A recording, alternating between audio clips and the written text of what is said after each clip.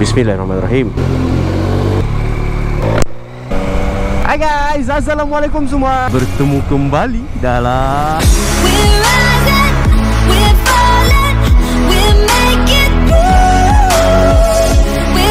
apa khabar korang? Aku harap korang berada dalam keadaan sihat-sihat hendaknya. Alamak. Okey, InsyaAllah. Alamak ni sebab saya mengalamatkan mereka di depan ni. Start pula. Okey, so seperti mana yang korang nampak di depan mata korang sekarang, inilah dia Encik Yamaha MT-09 V3 yang didatangkan khas dari Hong Leong Yamaha lah. So macam biasalah, bila dah ada motor-motor pelik selain daripada Y16 R25 aku yang 2 biji tu, maksudnya akan ada video review lah. So tunggu apa lagi? Cakap banyak pun tak guna, tembak pun tak kena. Jom layan video review ni sama-sama. Okey?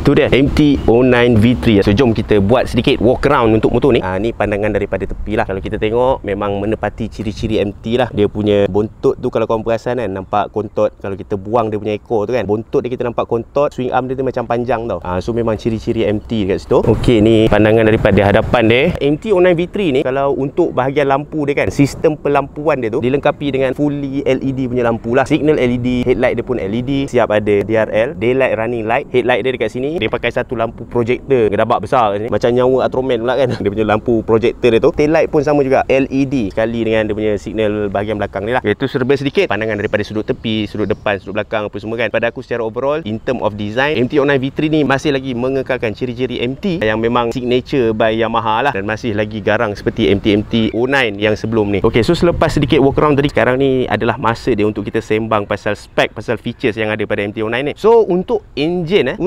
MT-09 V3 ni, dia dah pakai engine yang baru tau. Dia dah tak sama dengan engine MT-09 yang sebelum ni. Yang V2, yang V1 dia dah tak sama dah. Dia sedikit lain lah, bukanlah totally tak sama langsung. Dia masih lagi menggunakan engine CP3. Kalau kita tengok dekat sini, nampak tak? Masih lagi menggunakan CP3 CP3 ni maksud cross plane 3 silinder. Tapi apa yang membuatkan ianya berbeza daripada model sebelum ni adalah dia punya displacement untuk engine ni. Displacement untuk engine yang baru ni adalah 889cc. Lebih besar sedikit kalau nak comparekan dengan displacement engine yang sebelum ni, iaitu 847cc. So engine CP3 baru untuk MT-09 V3 ni, dia mampu menghasilkan sehingga 118 horsepower dan juga 90 Nm of torque. So ada sedikit peningkatan lah daripada horsepower dan juga torque kalau nak dikomparekan dengan model-model MT-09 yang sebelum ni. So bila kita bercakap pasal model-model MT kan, MT ni bermaksud Master of Torque. Kenapa orang panggil dia Master of Torque? Sebab dia punya torque memang tak boleh bawa bincang. Dia punya throttle tu memang jahat gila. So kenapa dia jadi macam tu? Sebab berat MT-09 ni, berat dia sekitar 189 kilo kalau tak silap aku, which is lebih ringan berbanding dengan dia punya kompetitor-kompetitor yang lain ataupun model-model lain yang sama segmen dengan dia ni paling ringan tau. Lepas tu pula, dia dah lah ringan. Keringanan dia tu pula disupport oleh engine CP3 yang sangat-sangat powerful. Engine CP3 ni dia sangat-sangat torquey tau. Senang cakap, setiap kali kalau macam kau open throttle, kau pulas je throttle tu, dia punya torque tu memang akan on the spot kau boleh rasa. Sebab itulah model-model MT ni dipanggil Master of Torque. Nanti kalau nak tahu macam mana rasa dia, aku akan tunjuk pada video test ride. Okey, untuk model yang terbaru ni, dia berbeza dengan model-model yang sebelum ni, di mana Encik MT-09 V3 ni, dia ada satu function yang pada aku sangat-sangat menggiurkan lah, iaitu quick shifter dan juga auto blip. Kalau untuk model V2, model V2 aku pernah test sebelum ni, dia ada quick shifter je, auto blip tak ada. So apa function quick shifter dan juga auto blip ni? Maksudnya bila kita nak shift gear, selepas daripada gear 1, bila motor ni dah jalan, kita tak perlu nak tarik clutch. Bila mana kita nak shift up, kita boleh shift up, buka throttle tu, kau tengah pulas throttle tu, kau shift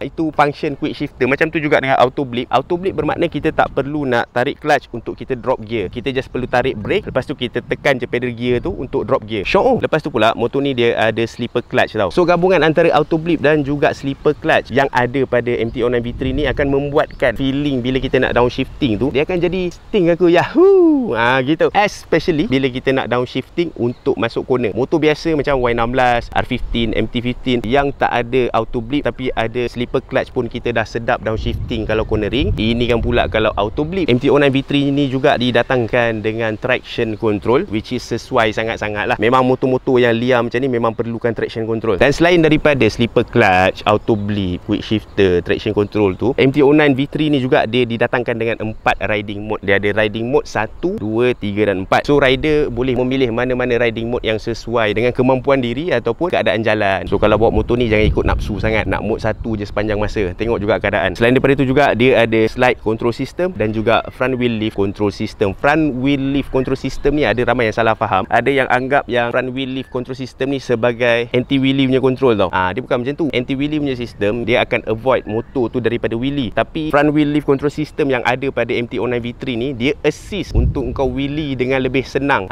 Tu beza dia. So untuk sistem suspension hadapan dia pakai fully adjustable USD fork. Macam tu juga dengan dia punya monoshock. Monoshock dia pun fully adjustable. Preload dan juga rebound memang boleh adjust lah. Sistem braking biasalah untuk motor-motor big bike macam ni kan. Dia akan pakai double disc untuk bahagian depan and then single brake disc dekat bahagian belakang. Dan sistem braking untuk MT-09 V3 ni didatangkan sekali dengan ABS dual channel lah. Kalau dah motor power macam gini tak ada ABS bahaya mat. Dan kalau kita tengok dia dah pakai radial punya master pump tau. Okay, kita tengok dia punya meter Meter dia pakai fully color TFT display panel. Sekilas pandang nampak macam iPhone 12 mini kan. Aku tak tahu lah korang nampak ke tidak Okey, ni video sambungan daripada walk around punya video tadi. Aku nak tunjukkan button yang ada dekat handlebar MT-09 V3 ni dan juga apa function dia dekat TFT panel display ni. Dekat sini korang nampak ada button mode. Button mode ni function dia untuk kita toggle. Dekat display screen tu ada TCS mode dengan D mode. So function mode button ni bila kita tekan mode ni kita boleh toggle antara TCS dengan D mode. So dekat TCS ni kita nak set lah berapa traction control yang kita nak letak. Untuk traction control ni dia ada 3 mode. Okay, ada 2, 1 dengan M. So cara untuk toggle antara level 2, level 1 dengan M tu, tekan je button ni ataupun button ni.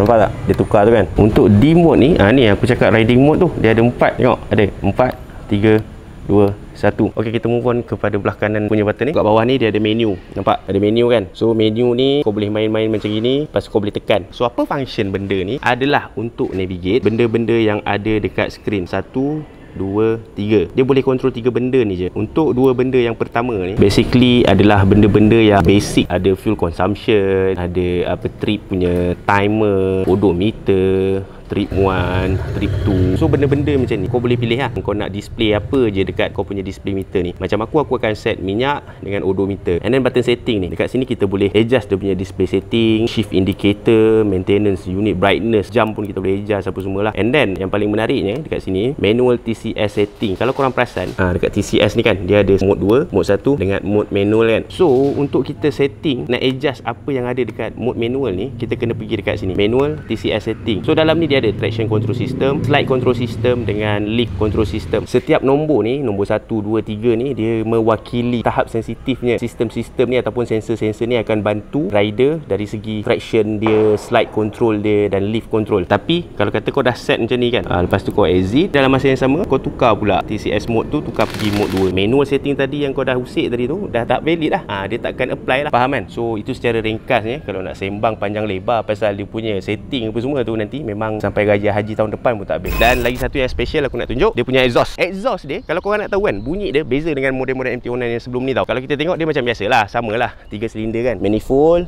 muffler dia kalau kita tengok lubang muffler ni dia menghala ke bawah. Nampak? Biasanya kalau MT-09 yang sebelum ni, lubang muffler dia menghala keluar sini tau. So bila dia buat lubang muffler dia menghala ke bawah, bunyi dia lain macam sikit. Nak dengar bunyi dia? Sekejap.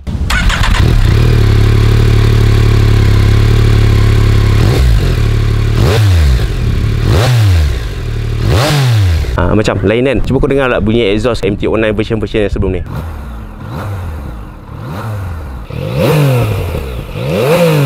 Okey, kita teruskan dengan beberapa poin lagi lah. Untuk tangki dia, kapasiti tangki dia adalah sebesar 14 liter dan seat height dia pula berketinggian 825 mm. Aku cuma boleh jejak sebelah kaki je, itu pun menjengkit. Kalau korang tak percaya, jom kita tengok. So sekarang ni aku akan naik motor ni, aku akan tunjuk kat korang macam mana orang yang berketinggian 161 cm macam aku untuk naik dan duduk atas motor ni. Okay, nampak Biasanya aku kalau kena handle motor besar-besar macam ni, motor tinggi-tinggi macam ni, apa aku buat? Kaki sebelah aku pastikan dia jejak kat sini dan lepas tu aku akan tolak. Nampak kaki belah kanan aku tak boleh sampai kan? Nampak? Aku akan naikkan kaki kiri ni dan turunkan kaki kanan. Macam tu. Dan naikkan tongkat. Nampak tak seksa. So kalau aku nak turun dua kaki tak sampai. Hujung-hujung dah habis hujung ni. Memang tak sampai. Memang kena macam ni. Untuk orang yang berketinggian macam aku, macam inilah cara aku handle motor ni. Macam tu. Macam tu. Nampak tak? Memang kalau nak turun dua kaki memang takkan boleh punya.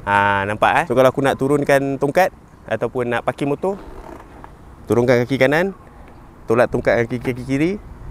Lepas tu macam tu. Oi. Woi. Yang tipu. So macam itulah dia sedikit sesi walk around dan juga specs review untuk Yamaha MT-09 V3 ni lah. Aku terpaksa buat dua part. Satu video walk around dengan specs review, lepas tu video test ride kat second part nanti. Tak boleh lah nak compress dalam satu video, nanti dia jadi panjang gila nak mati man. So untuk second part nanti korang akan tahulah macam mana aku punya riding experience, apa yang best pasal MT-09 ni bila bawa dia dan sebagainya. So korang tunggu je lah second part tu nanti. Okay. So okay lah guys, aku rasa cukup sampai sini dulu video aku untuk kali ni. Pada yang sedang menonton, aku ucapkan banyak terima kasih. Jangan lupa untuk klik like, share, komen dan juga subscribe. Pada yang belum subscribe, pada yang dah subscribe, aku ucapkan banyak terima kasih juga atas sokongan korang. Akhir kata, sehingga kita berjumpa lagi di lain video. Assalamualaikum. Bye bye.